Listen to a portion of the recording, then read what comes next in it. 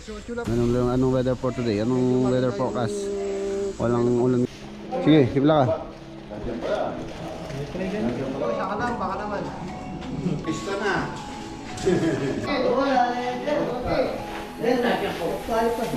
Yung gusto niya railing dito. Ano naman yan? Individual naman po yung mga switch niyan.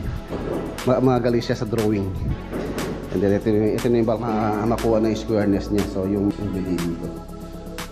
So shower area.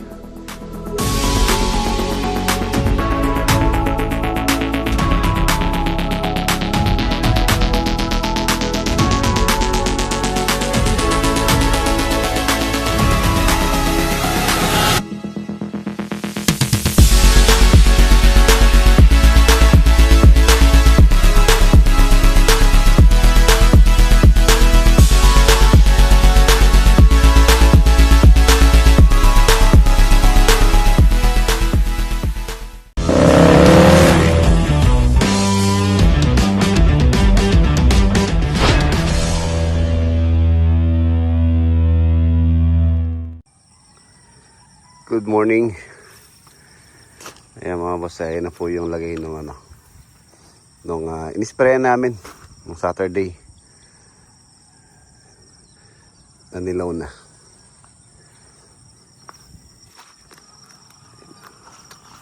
Itong mga kangkong na yan, hindi ko po pina-sprayan. Yun lang mga ganitong damo. Yung pina-spray ko kay parang dendet. Pero part na hindi na tinamaan. Ayan o. Ito, non-green pa yun. Tsaka ito. Meron pa naman tirang gamot doon. Saka doon sa parte na yun, meron ding part na hindi tinamaan. Ayan pa, yun din. So, ayun na, namamatay na. Na po. Nanilaw na yung damo na tinamaan. Ito, nanilaw na rin. So, ano na yan? Matutuyo na yan. Yan o, ito. Yan, sigurado po yan hindi tinamaan niya, kaya green pa rin siya. Although meron pang konting tubig sa gawi dito. Pero dito sa area na to, tuyo na dyan.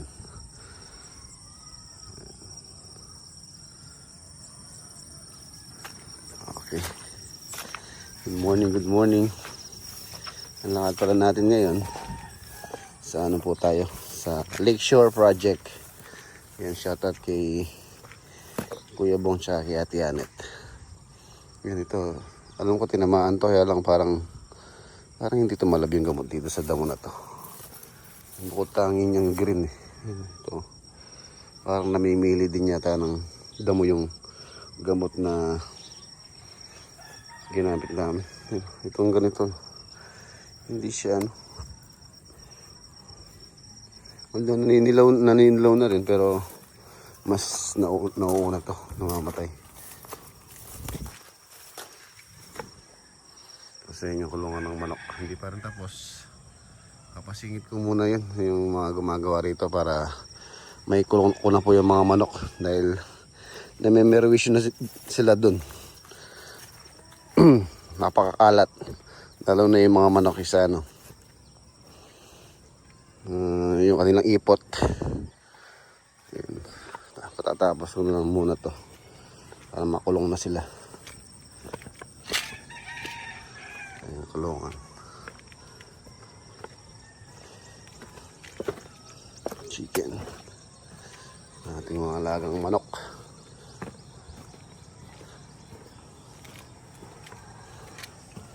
Ito.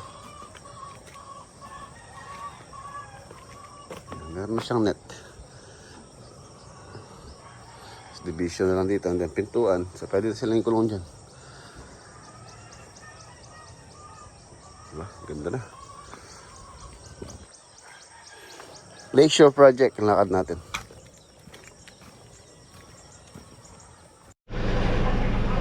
Let's go. Lakeshore. Nandito na tayo.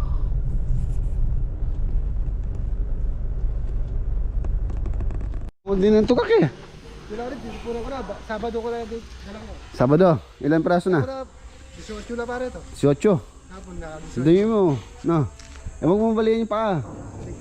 Ayun si Mang Sunny, oh. The weatherman. Anong weather for today? Anong weather forecast? Walang ulan ngayon. Walang bagyo. Hanggang kailan kaya yung bagyo?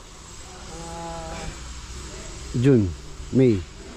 June, July. Hanggang September na. September. September pa lang uulan. Hindi yung sunod-sunod na ulan. Sunod September pa lang. Kasi ano pa yung La Nina. La Nina pa lang. La Nina ano yun? Tagulan yun. El Nino. Ayan mga boss, project update tayo. Isa mang sali nandito siya nakalistino. Ayan, gumaganda na. Halos sa loob. Ayan, marami na pong improvement. And tapos tayo inumpisan na rin nilang italis ng balcony. And then sunod na natin yung railing. So ano ko na yung welder dito. And then ipafinalize muna ko muna kay client yung gusto niyang railing dito. Pag-usapan namin mamaya. Tapos yung mga cladding pa rito. Tsaka doon, ayan, may cladding din po doon. Ito yung kanyang main door. Ayan yung main door niya, pinabaklas ko po ito. Dati kasi yung main door niya mga boss, as original plan, meron po siyang ganun din dito sa kabila. So pinatanggal na ni owner. Ang reason, pagka po kasi meron siyang ganyan na salamin, ganun din dito. Doon yung hampas ng pinto. So pwedeng basagin, dito pala hampas ng pinto niyan. So tinanggal namin dito para hindi basta-basta mabubuksan. Ang gusto na lang ni owner, yan ganyan na lang. Dito na lang yung fixed glass. And then ayan na siya. Ano po yan, 4x8 din po yung pintuan dyan. Break time. Yan yung tiles. Mat.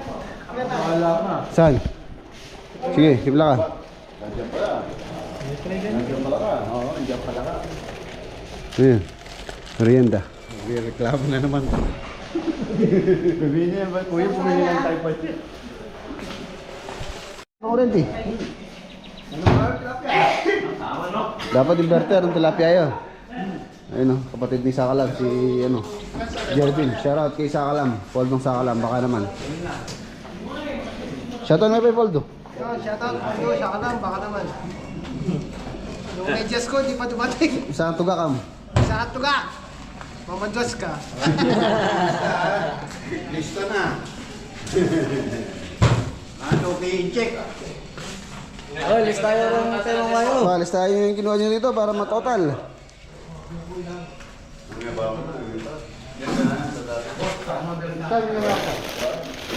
Tama lang. Kapnodel ka lang.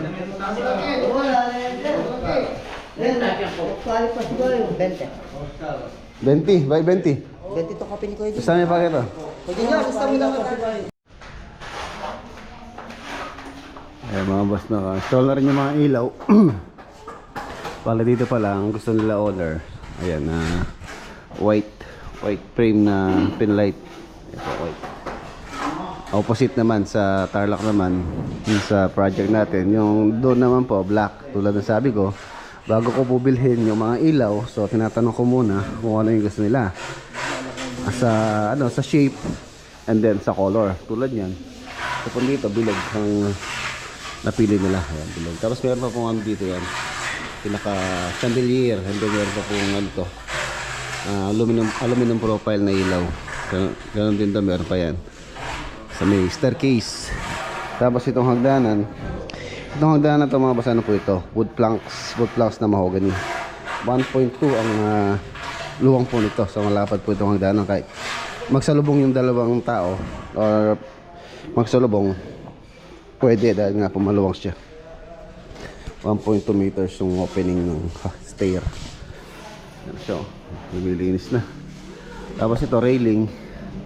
So pinag-usapan na rin namin ni Kuya Bong to, yung gusto niya railing dito. Tapos yan, tsaka dito sa hagdanan, gabay.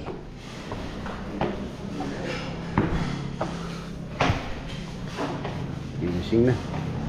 Ayan, pwede na rin magsuot si UPBC, si Sir Vince.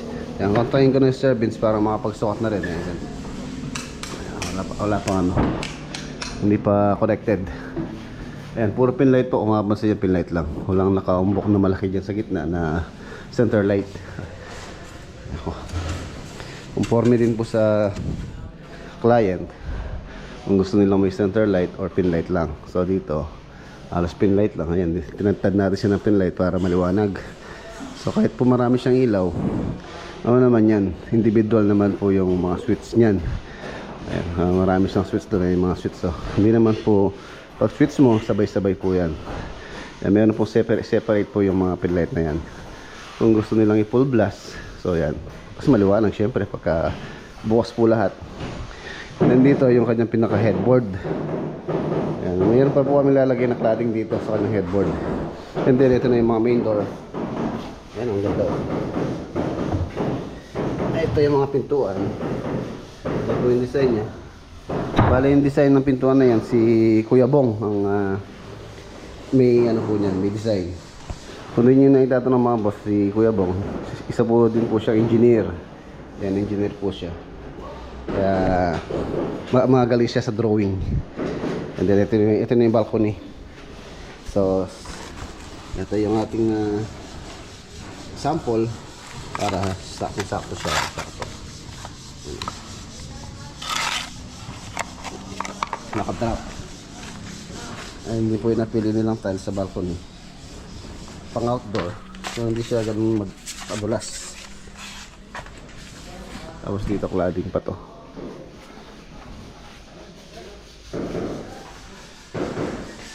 Ito yung master bedroom. Walk-in closet. Tapos ito naka-tiles na rin pala yung sahig nito sa flooring and then wall na. Mas maganda rin po mauna yung wall, yung floor para makuha na yung squareness niya. So yung mga tiles natin na ilalagay dyan, so magtatapat-tapat na dun sa kanyang pinaka-bigat. So maganda rin yung ganyang estilo na mauna yung flooring. Tsaka malinis na yung magtatrabaho dito, maginhawa na magtrabaho. Floor to ceiling po yung tiles niyan. So nalagay din tayo ng niche doon. Tapos ito yung vanity niya, dual sink po yan, water closet. Tapos meron siyang bidet. Yung bidet niya yung pong parang water closet din yung style ng bidet. Ang dalawa po yan, isa dito yung water closet dito, tapos yung bidet dito, tapos shower area. Yan, okay na. Ayan, pagbalik na rin dito, meron na tayong ilaw dyan. Umpisahan na rin i-prepare yung mga pintuan. Ay, yung mga pintuan, yung mga hamba. Yung minamasil dyan na paring unat. Yung mga pintuan, ang ganda. Ang ganda ng pintuan, lalo pagka napinis po yan. Ito yung design niya, ang ganda.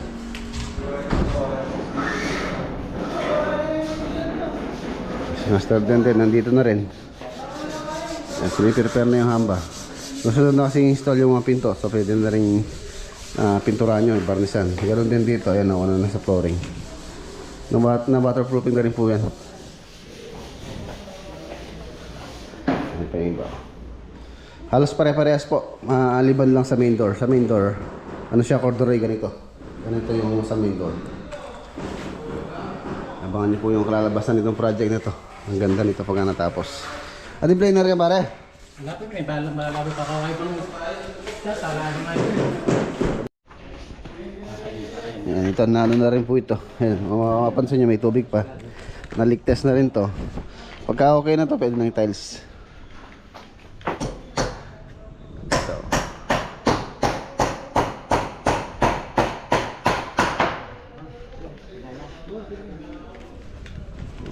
Install na yung kaya yung bisagra pare, kaya yung group ah. Kompleto. Ay halos yung main door na lang yung kulong dyan. Tapos meron din ako pinabaklas na yung hamba rito. Ito yung hamba rito, pinatanggal ko. Mga basa, yung hamba kasi dito may problema. Di pasok sa ating ano yung ano, sa ating quality. So kailangan tanggalin, kailangan baklasin, baguhin. Baklas ko na dito.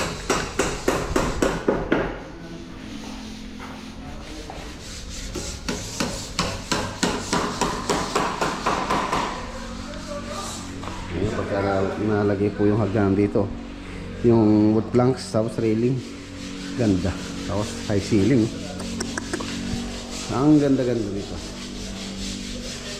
Karin po sa magandang bahay na nagawa natin itong bahay dito, bahay nitong Lakeshore project.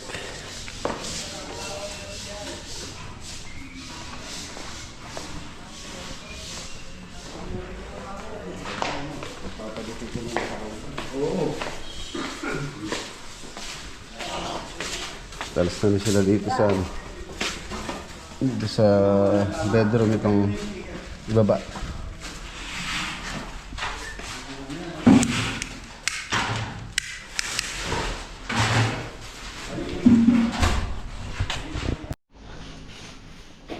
Ang laki ng bar level, oh. Ayos. 2 meters sa haba niya.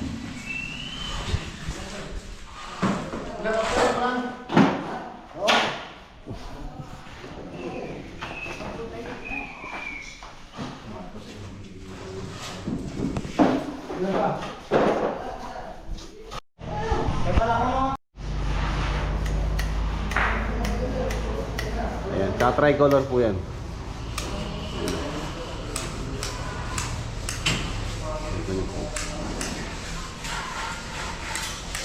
White. Warm white. Full white.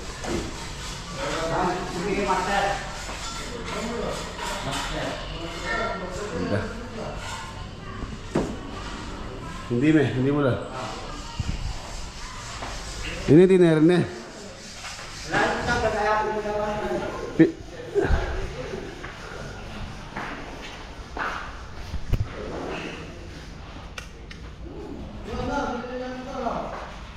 Ganda. Tapos yan pa pong TV console dyan. Ay, aircon yata rito. Tingnan ito, may ilaw na daw. Yun. Yung boss. Individual naman po yan, dito sabay-sabay lahat yan.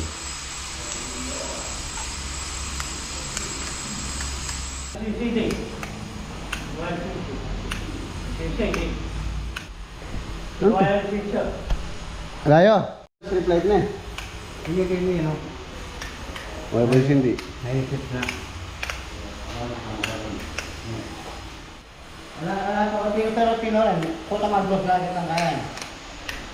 Connection. Okay na, din. Yun daw, parang dito wind sa langit.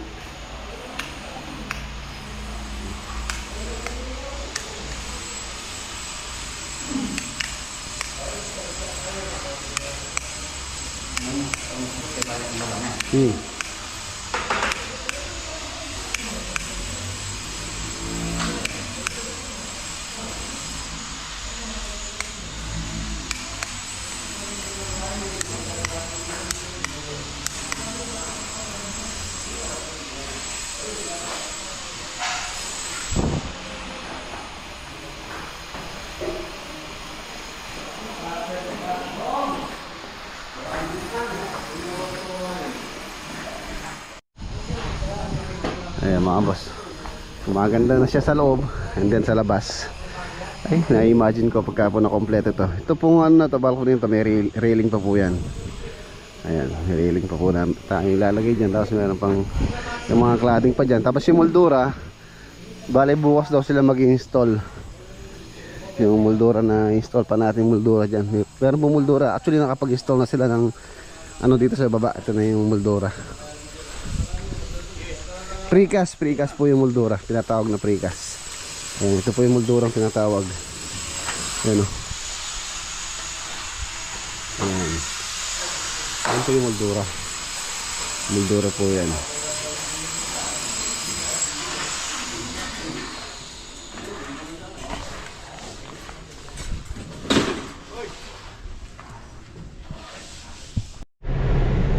Ayan, nandito na tayo sa San Fernando. Titingin po tayo ng materyales.